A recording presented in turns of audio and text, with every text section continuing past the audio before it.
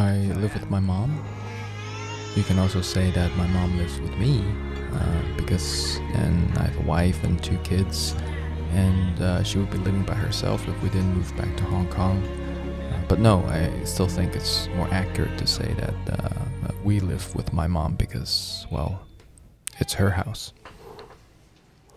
I live with my mom, and I'm the happiest since I've been an adult. Let me explain why.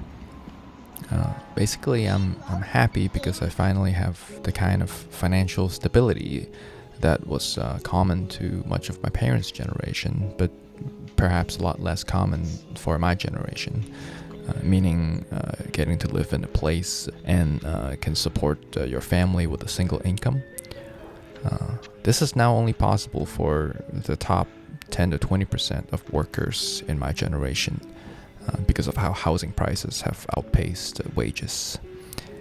And I'd say even those top earners won't choose to have a single income because their lifestyle wouldn't allow it, and they'll rather have a live-in maid and in turn miss out on much of their kids' childhood. So I'm happy not only because of money, because I think I truly have something that just a good paying job can't buy, because that doesn't really mean much nowadays. Unless you own your home outright, you still have to worry about paying for rent or mortgage, and if you lose your job, you would have to worry about getting evicted, which is stressful. So I'm happy because I know how lucky I am to have this sort of stability for someone in my income bracket. And all this just because I don't have to pay for housing, which is kind of a sad realization. But because of this, I feel extra lucky. And I do mean this unironically, because I think if I was paying my own way into this stability, meaning that I make so much money that I can pay off my home and own it outright when I'm still in my 30s, that would have put me in such a high income bracket that I don't think I'll be the same person. And I think I'll be less happy that way. And I'm not saying the grape is sour because I'm not rich enough to have them either. I have friends who do make a lot more money than we do. And I'm talking about upper middle class people, so not the owning class yet. So I'm talking about bankers mostly, really just bankers. I'm not talking about the 1% yet, more on that later. Anyway, it doesn't matter if you're a lawyer or a banker or a janitor.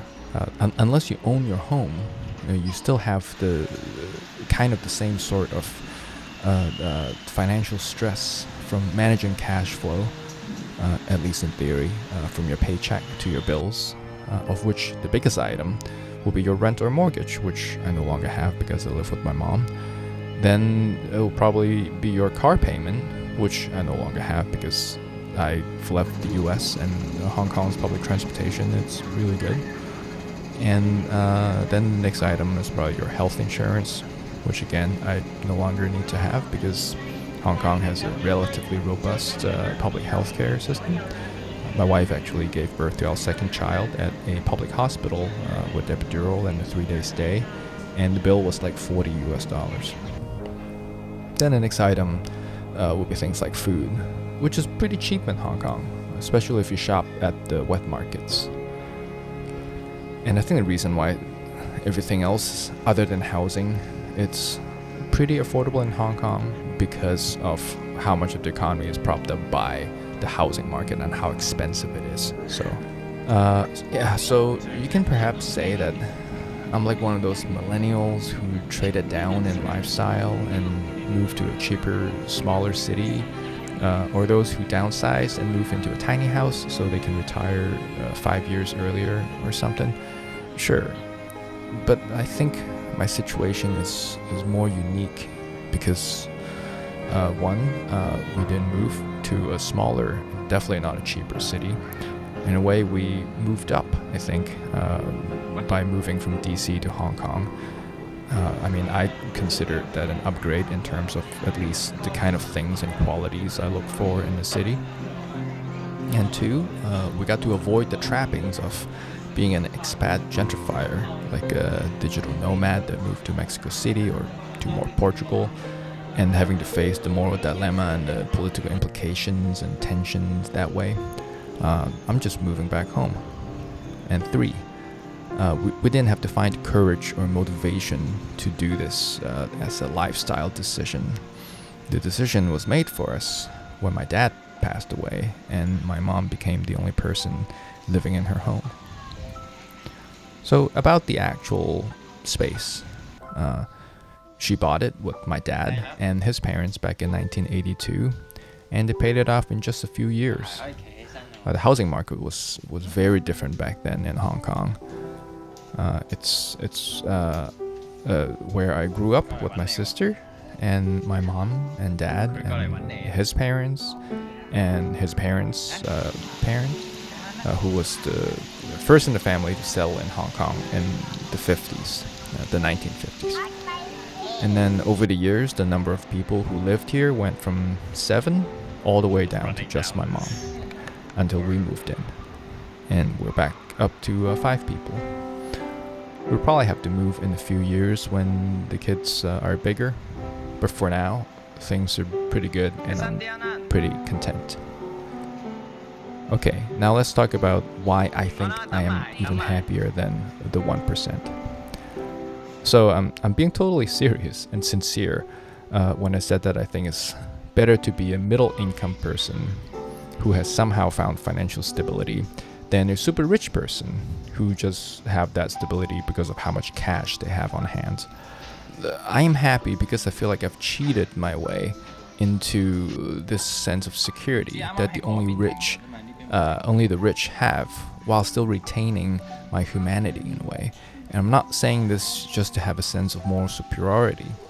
Because I'm still a normie, I still get to experience most of the world without becoming alien to it. I've gotten to know a few people who are like really rich. I don't really know them, but I've hung out with them, and they are, how should I put it? They're all very worldly, but not very peoply. And what I'm saying is that they've been around the world, but they've only seen the same 5-star resorts with a different skyline and a different climate. And the world is so much bigger than 5-star hotels and expat districts.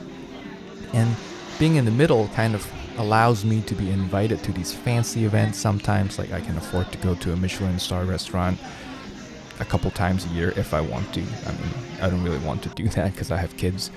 But I'm not. My general life is not like rich enough and isolated enough for me to have developed an allergy to the world outside of it. Which I'm serious when I say some of my rich friends are like that, and I think that's lonely to think that most of the world is kind of yucky. It's just a longer commute for rich people to get to most of what the world has to offer, both mentally and also physically.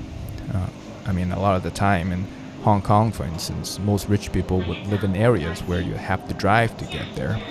And a lot of the places I like to go don't really have parking, like wet markets and urban hiking trails. Of course, there are the progressive type of millionaires and billionaires who want to be Anthony Bourdain and try to make an effort to connect with the people and maybe even fetishize about it. But that's the only way they can see and experience these experiences, I think, as an adventure to be with the people. But that's the best they can do, is to be with the people, but not actually, be the actual people. And there are a bunch of other random things that sort of happened to me that made me feel even more lucky. For example, I get to work from home full time, which is very rare for Hong Kong. And because of that, I get to drop off and pick up my daughter from kindergarten every day, which is, by the way, literally a 5-minute walk from where we live without having to cross any streets, which is also another rare perk that you won't get to have if you're a lot richer and live in a more remote area, or if you're poor and live in a public housing complex. And I can even go and have a breakfast date with my wife and my 6-month-old son on some days.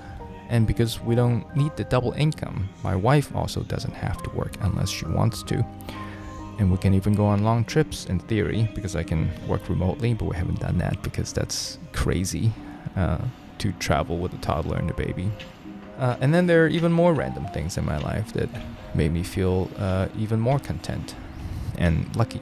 And I do mean random things, because I wouldn't call some of these privileges, although some of them certainly are. It's hard to explain.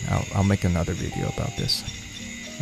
But to conclude, I'm basically living the life of how millennials imagine our boomer parents had when they were in their 30s and 40s. And I think my situation, I think of it as a little shelf that I found on this super tall and sheer cliff that everybody is climbing up on. And for most people, they can't afford to stop climbing until they've reached the top. But once they've gotten to the top, they could no longer see the bottom because of all the fog. So the view is actually not that nice. And for those at the bottom, well, nobody wants to be at the bottom. At the middle, you get to see the most.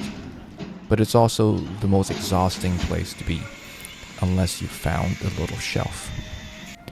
And there used to be a lot more shelves, but all the shelves they're crumbling all the time, and my little shelf may disappear at any moment. But for now, I'm grateful. And I'm sharing this not because I think it's useful in any way as an advice. I'm sharing this because of the opposite, because of how rare I know this is, to have found a little shelf on this sheer cliff. Because everyone only talks about how to climb higher on this cliff, where things kind of level off near the top for some breathing room. But there are still tiny shelves out there that you can consider without also have to worry about, falling back to the bottom of the cliff. And for me, that is to move in with your parents. But you know what your parents would say? You don't have to live with them. You get to live with them. My name is Yu Yun. Thank you for watching.